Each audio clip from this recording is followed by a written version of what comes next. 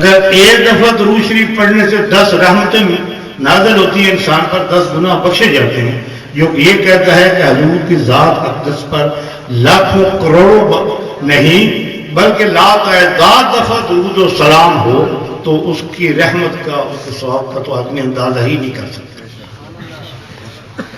آج اس پاک محفل میں ہم سب حاضر ہیں، یہ امید لے کر حاضر ہوئے ہیں کہ یا اللہ تو اپنے اس پیارے نبی کے صدقے میں، اس پیارے محبوب کے صدقے میں ہمارے گناہ معاف فرما، ہماری خطائیں درگزر فرما، اور ہمیں اپنے حبیب کی سنت پر عمل پیرا ہونے کی توفیق عطا فرما۔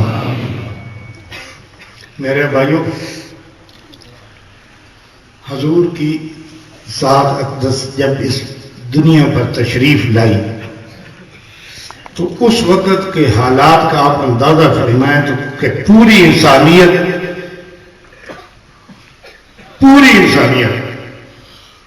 جو ہے وہ پہلے اندھیرے کے گڑھے میں گر چکی تھی، لیکن حضور نے ان کو ایک بلند مقام پر پہنچایا تشریف لا کر۔ پھر اس کے بعد آپ دیکھتے ہیں کہ کسی کی ولادت ہوتی ہے تو شہر سے بڑی سے بڑی کسی ڈاکٹر کو بلایا جاتا ہے، نرسیں آتی ہیں جن کا نام اسلام والا ہوتا ہی نہیں ہے۔ آج کل کا رواج یہ ہے کہ ہم ہر چیز جو ہے وہ پسند کرتے ہیں کہ جو کہ انگریزی زبان میں استعمال ہوتی ہے۔ پنجابی میں ہم دائی کہتے ہیں، یہ نرس کہتے ہیں، میڈم کہتے ہیں، کوئی ان کی جو ہے مڈ وائف ہوتی ہے وہ ہوتی ہے۔ جب نبی اکرم صلی اللہ علیہ وسلم اس دنیا پہ تشریف لائے تو ان کی ولادت باسعادت کے وقت قوم تھی، آپ اندازہ فرمائیں کہ اما حوا تھی، اس وقت حضرت مریم تھی، وہ منتظر تھی کہ کون اس دنیا میں تشریف لانے والا ہے۔ سرکار جب تشریف لائے اس دنیا میں تو ملک کی نہیں پوری دنیا کی آتش کدے جو تھے وہ بجھ گئے، ختم ہو گئے۔ یہ ان کا ایک پہلا معجزہ تھا دنیا کے، تمام آتش کدے جو تھے وہ ختم۔ اللہ تعالیٰ کا محبوب مکہ شریف میں تشریف فرما ہوئے۔ مکہ شریف میں بہت سے جوتیاں بنانے والے ہیں، ہم پنجابی زبان میں کیا کہتے ہیں، موچی کہتے ہیں، وہ جوتیاں بناتے ہیں۔ مکہ شریف کے شہر میں پتہ نہیں کتنے لوگ تھے اس وقت جنہوں نے ان سے جوتیاں بنوائی۔ اس نے نبی پاک کے لیے بھی ایک جوتی بنوائی۔ تھوڑی سی توجہ، تھوڑی سی نسبت کا بھی میں ذکر کروں گا کہ نسبت کیا ہوتی ہے۔ نسبت کے بغیر انسان جو ہے وہ کامل نہیں ہو سکتا۔ اگر ایک انسان کا ہاتھ ایک پیر کامل کے ہاتھ میں نہیں ہے، اس پیر کامل کو جس کو پیر کامل سے بیعت کرنے کی اجازت ہے اس نے ہاتھ نہیں دیا تو وہ کامل نہیں ہو سکتا، وہ بھٹکتا پھرتا رہے۔ کبھی میں بستر اٹھائے لوٹا ہاتھ میں پکڑے رائے میں چلا جائے گا۔ اگر اس کو کہو چلو مدینہ شریف چلیں، چلتے ہیں، چلتے تو ہیں، لیکن ارادہ یہ کریں گے کہ ہم مسجد نبوی کی زیارت کریں گے۔ اور بیوقوفو، نسبت اس مسجد نبوی کی کس کے ساتھ ہے؟ نسبت تو حضور کے ساتھ ہے اس کی۔ اگر زیارت کرنی ہے تو اس کی زیارت تو آپ کرو، جس کی نسبت ہے تو اس کی زیارت نہ کرو کہ جس کے ساتھ اس کی نسبت۔ میری بات آپ سمجھ گئے؟ تو آج جوتی کے متعلق کر رہا تھا، حضور صلی اللہ علیہ وسلم کی جوتی بھی تیار ہوئی، اس کو نسبت ہوئی حضور کے قدم مبارک سے، تھوڑی سی نسبت ہی ہوئی حضور کے قدم مبارک سے، اس کو نسبت ہوئی تو اس کا اتنا درجہ بلند ہوا اس جوتی کا کہ پہلا آسمان بھی نیچے ہو گیا، جوتی اوپر ہو گیا۔ یوتی جو ہے وہ اوپر ہو گئی. کیوں؟ اس کے نبی اکرم کے تلوے جو ہے نا اس یوتی سے مس ہوئے تھے، اس کی اتنی قدر قیمت ہو گئی کہ پہلا آسمان نیچے ہے، یوتی اوپر ہے، دوسرا آسمان نیچے ہے، یوتی اوپر ہے، تیسرا آسمان نیچے ہے، جوتی اوپر ہے، چوتھا آسمان نیچے ہے، جوتی اوپر ہے، پانچواں آسمان نیچے ہے، جوتی اوپر ہے، چھٹواں آسمان نیچے ہے، جوتی اوپر ہے، ساتواں آسمان نیچے ہے، جوتی اوپر ہے، عرش عظیم نیچے ہے، جوتی اوپر، عرش عظیم نیچے ہے، جوتی اوپر ہے. ایک مکے کا عام موجی نے اس کو بنایا تھا نا، تو اللہ تعالیٰ نے اس کو اتنی عزت بخشی کہ عرش عظیم کی اوپر چل گئی. میرے بھائیو، یہ معمولی ہستی نہیں آئی، یہ معمولی ہستی نہیں. اس ہستی کے لیے تو حضرت عیسیٰ علیہ السلام نے، میں مفتی صاحب سے ادب سے معذرت کے ساتھ کہ عیسیٰ علیہ السلام نے اپنی امتی کو یہ کہا تھا کہ یاد رکھو جو آخری نبی ان کی اپنی کتابوں میں موجود ہے، آخری نبی جو آنے والا ہے احمد، اس کی جوتیوں کے تسمے کھولنے کی میں لیاقت نہیں رکھتا. عیسیٰ علیہ السلام جو روح اللہ.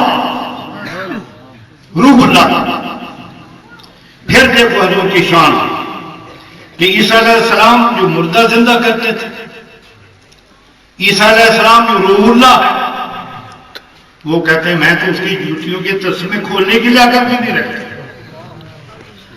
آپ باری آئی موسیٰ علیہ السلام. موسیٰ علیہ السلام نے عرض کی کہ یا اللہ تو اپنا آپ مجھے دکھا، اپنا آپ مجھے دکھا. تو فرمایا لن ترانی، کہ تو مجھے نہیں دیکھ سکتا. اس میں یہ نہیں کہ مجھے دیکھ بھی کوئی نہیں سکتا، یہ نہیں فرمایا اللہ تعالیٰ، فرمایا کہ تو مجھے نہیں دیکھ سکتا، دیکھنے والا کوئی اور آئے گا. لیکن کیونکہ انبیاء کی دعا تھی کہ یا اللہ تو مجھے آپ دکھا، یا اللہ دکھا، دعا بھی مقبول ہوئی. کس کے وسیلے سے؟ محمد کے وسیلے سے. براہ راست دعا نہیں ہوئی. کلیم اللہ، اللہ کے ساتھ کلام بھی کرتے تھے، کلیم اللہ بھی تھے، نبی بھی تھے، لیکن نہیں، میں اپنا آپ پہلے کسی اور کو نہیں دکھاؤں گا، وہ دیکھنے والا کوئی اور آئے گا جو آج کی رات آ رہا ہے، اس کی استقبال کے لیے ہم سب غلام اس کے حاضر ہیں، اس کے استقبال کے لیے ہم بیٹھے ہیں. تو جب حضور ہمارے آقا و مولا تشریف لے گئے عرش پر، اللہ تعالیٰ کی بارگاہ میں، وہ جبرائیل بھی راستے میں رک گیا جو تمام انبیاء کا رازدان تھا، وہی لے آنے والا تھا. تو سدرۃ المنتہا مقام پر جب وہ رک گیا تو نبی اکرم صلی اللہ علیہ وسلم نے فرمایا کہ چل میرے ساتھ تو بھی.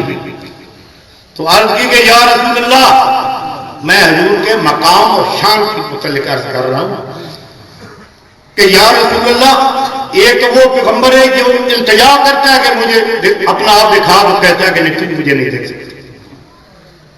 تو ایک یہ ہے کہ جس کو اپنا آپ دکھانے کی طلب ہو رہی ہے کہ تو آ مجھے دیکھ، اس میں فرق ہے. حبیب اللہ اور کلیم اللہ میں فرق تو یہی ہے کہ وہ کہتا ہے کہ مجھے دکھا، اللہ فرماتا ہے کہ تو مجھے نہیں دیکھ سکتا. وہی اللہ کہتا ہے کہ آ میرے محبوب تو مجھے دیکھ، میں تجھے دیکھ. تو وہ تشریف لائے، اس دنیا میں تشریف لائے، پھر عرش عظیم پر تشریف لے گئے. سدرۃ المنتہا میں جبرائیل رک گئے.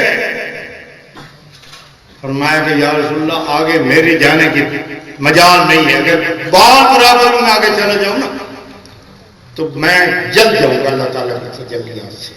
یہاں حضور شیخ الاسلام حضرت خواجہ محمد قمرالدین رضی اللہ تعالیٰ عنہ جو ہم سب کے پیر بھی ہیں، رہبر بھی ہیں، اور انشاءاللہ ہمیں قیامت کے دن بھی وہ بچائیں گے، سفارش کریں گے نا، ضرور کریں گے سفارش، وہ اللہ کا ولی بھی ہے۔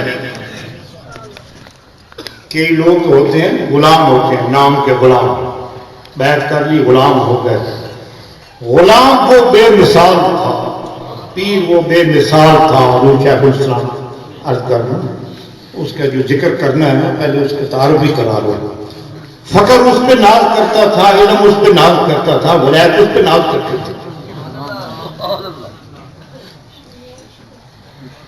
تو حضور صلی اللہ علیہ وسلم فرماتے ہیں کہ جبرائیل علیہ السلام سے میں معذرت کے ساتھ، حضرات جو ہے معذرت کے ساتھ عرض کرتا ہوں کہ جبرائیل معاف کرنا، حضور کے مقام کا، حضور کے درجے کا تمہیں علم ہی نہیں تھی۔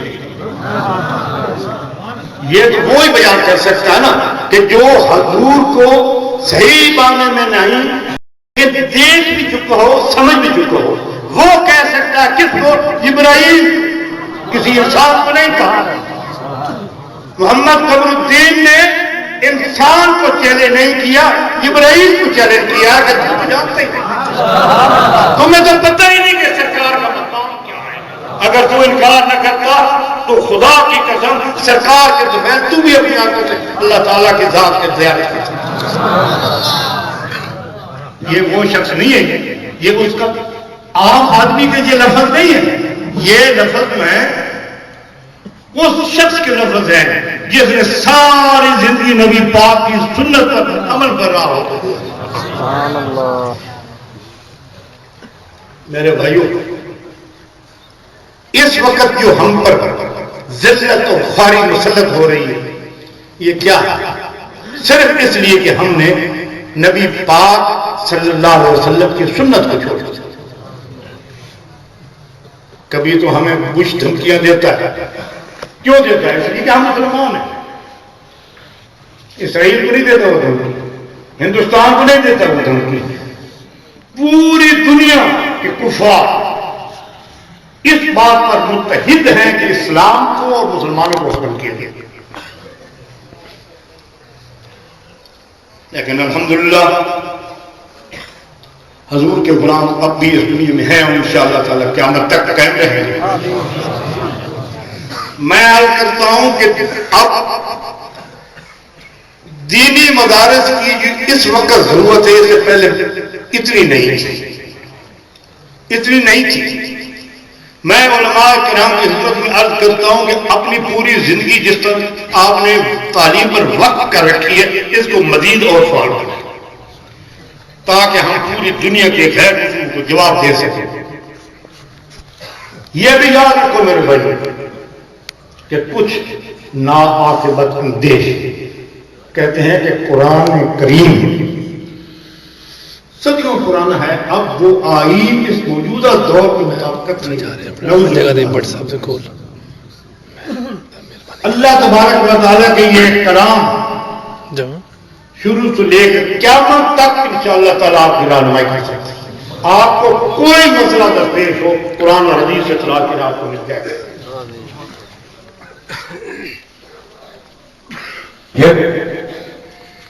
اللہ تعالیٰ نے اپنے نبی، اپنے پیارے محبوب کی کیا شان بیان فرمائی ہے۔ قرآن پاک میں فرمایا کہ اذ ظلموا انفسهم جاءوک، اذ ظلموا انفسهم جاءوک، کہ جس وقت تم اپنی ذات پر گناہوں کا بوجھ اتنا اٹھا لو کہ وہ بوجھ تم سے اٹھایا نہ جائے، غرق ہو جاؤ گناہوں میں، تو اس کی بارگاہ میں چلے۔ اذ ظلموا انفسهم جاءوک، کس کی بارگاہ میں؟ نبی پاک کی بارگاہ میں جاؤ۔ یا اللہ پہنچ کے کیا کریں گے ہم؟ اس سے اپنے گناہوں کی معافی مانگا، اس کو میرا مسئلہ ہے، میں تمہارے گناہ مانگا۔ یا اللہ میں تو غریب ہوں، کنگال ہوں، میرے پاس تو اتنی طاقت نہیں کہ میں سرکار کے قدموں میں جا سکوں۔ تو اللہ فرماتا ہے کہ میں نے اپنے محبوب کے غلاموں کو اتنی طاقت دی ہے کہ اگر اس کے در پہ بھی چلے جاؤ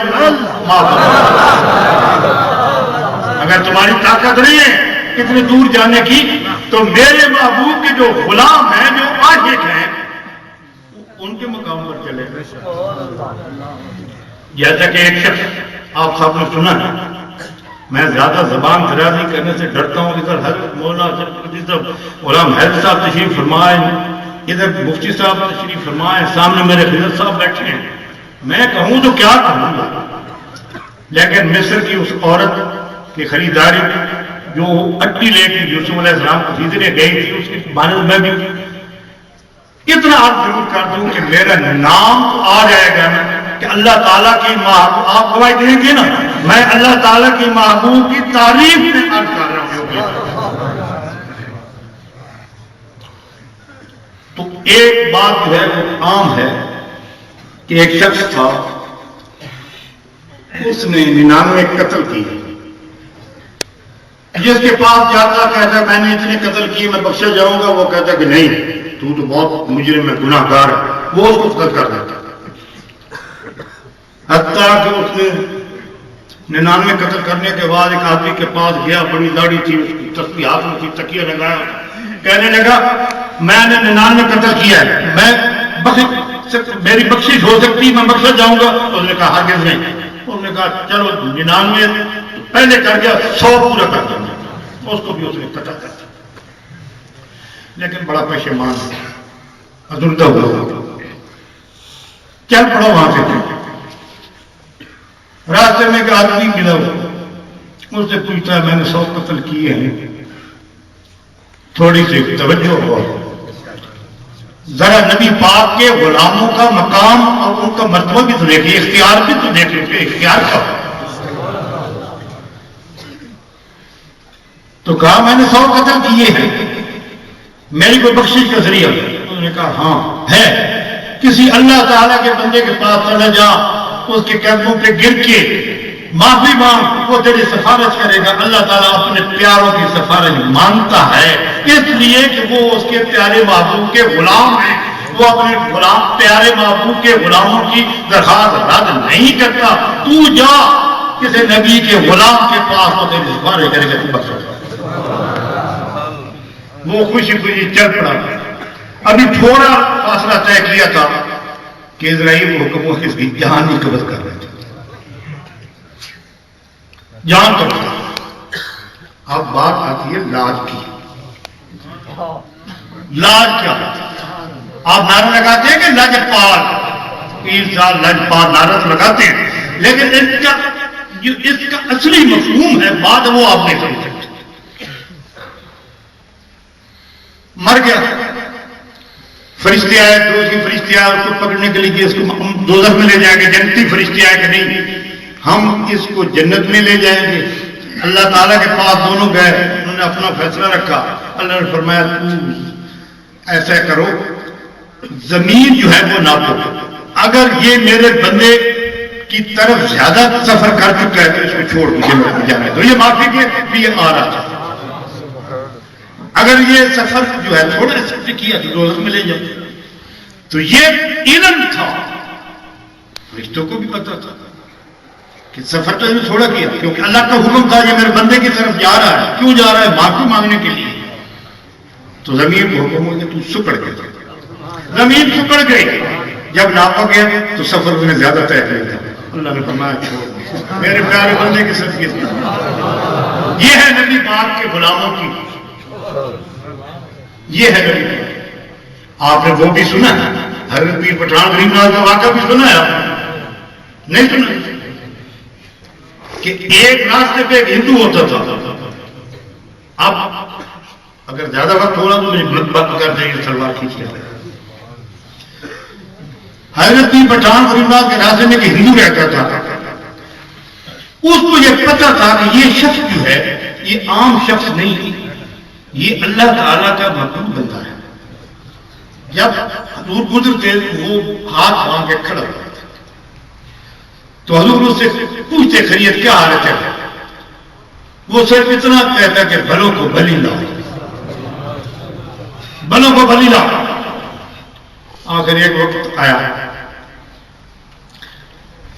کہ آپ حضور نے پیر پٹھان انداز نے اس کو دیکھا لیکن وہ نظر نہیں آیا، 2-3 دن نظر نہیں آیا۔